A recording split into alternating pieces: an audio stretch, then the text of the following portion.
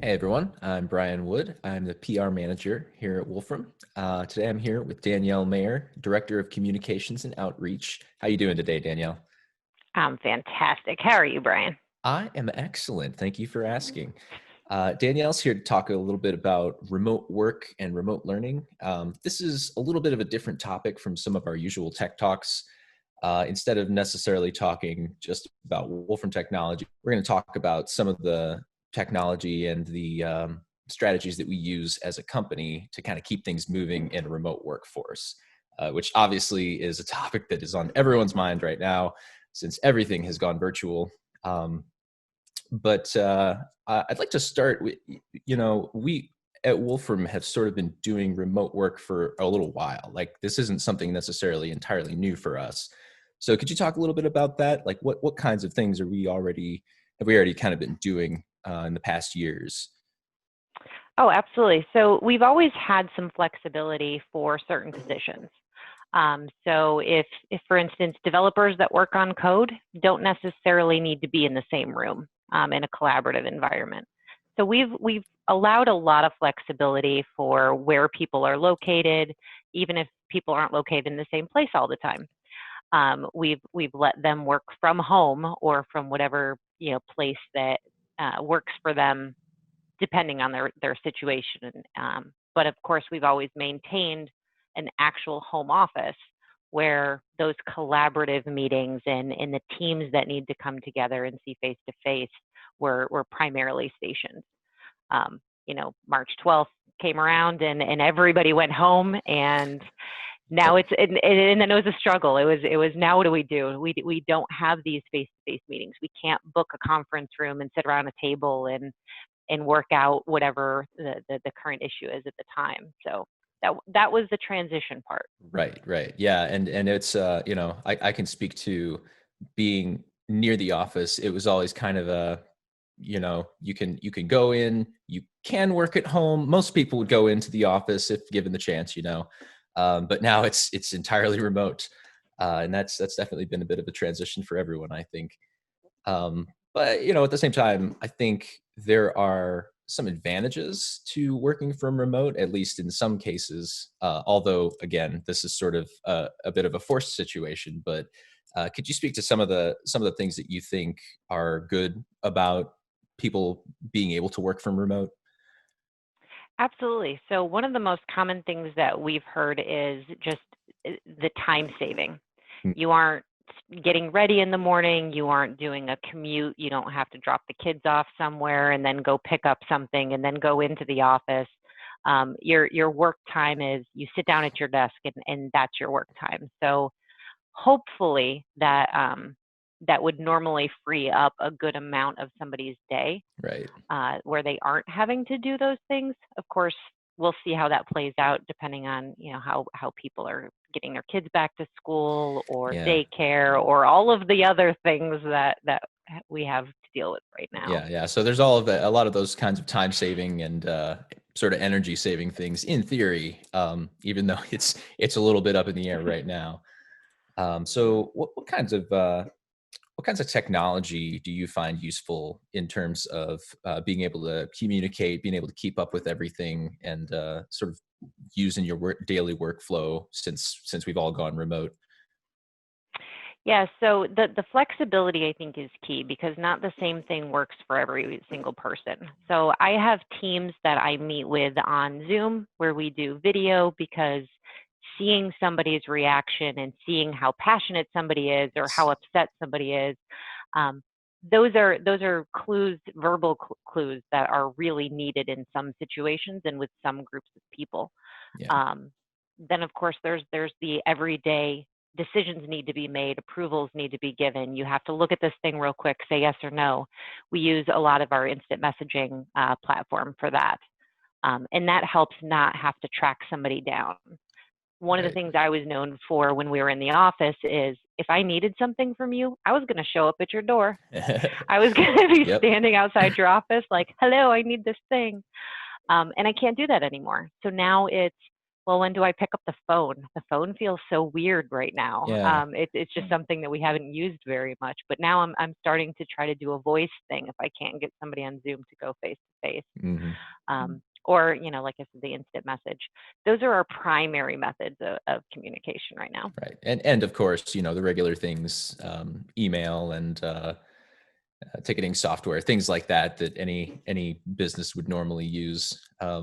But yeah, it's almost kind of surprising when you get used to these Zoom meetings, and then suddenly you get into one where everybody's actually has their face showing, and you Yes. realize that, oh yeah, it's a lot easier to kind of read people's reactions, pick up on cues.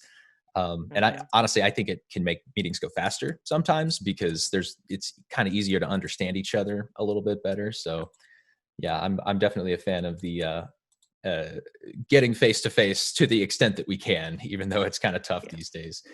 But of course, that Indeed. for us, it's not just the everyday workflow. There's also like events and a lot of other things that we've sort of been having to rethink. So could you Mhm. talk just a little bit about the events and things?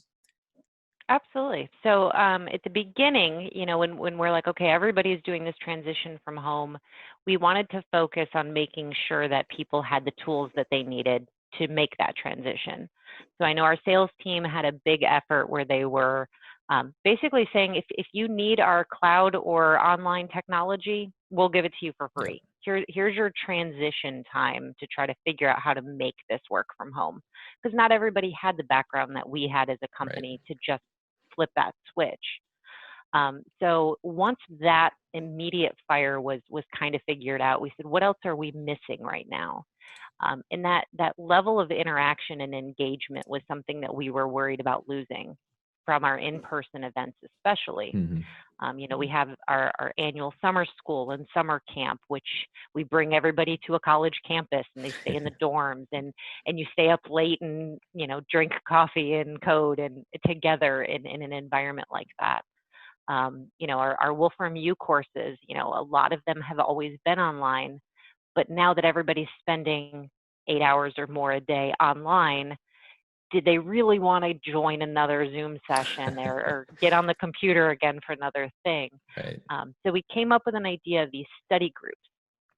And what that was designed to do is bring people away from the online technology you're being lectured to. You're staring at a screen, getting stuff delivered to you, which everybody was now quickly getting sick of doing. sure, yeah, So the study groups, the concept behind it was bring people together, let them turn on their cameras, let them ask questions, and really be engaged and work on things together.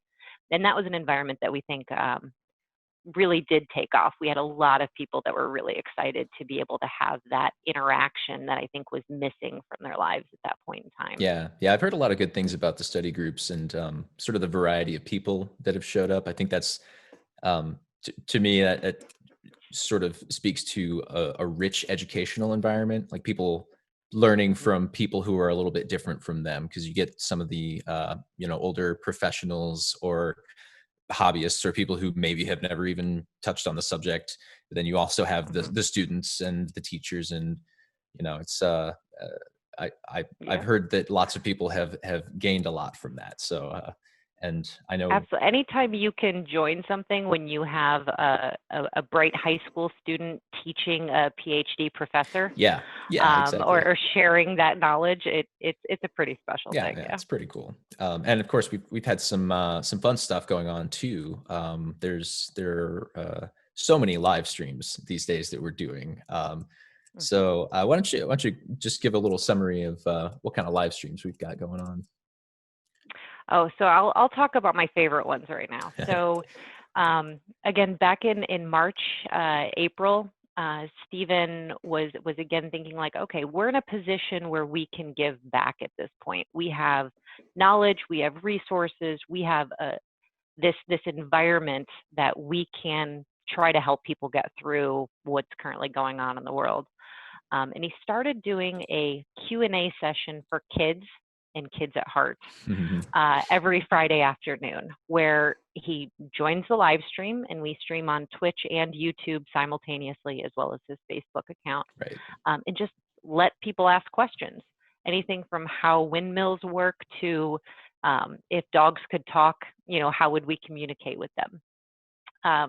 Some very, very obscure things, and some things that I think even the professionals that tune in are like, oh, I didn't know that. Yeah. Yeah. And it's really accessible, and an environment that, again, just encourages this.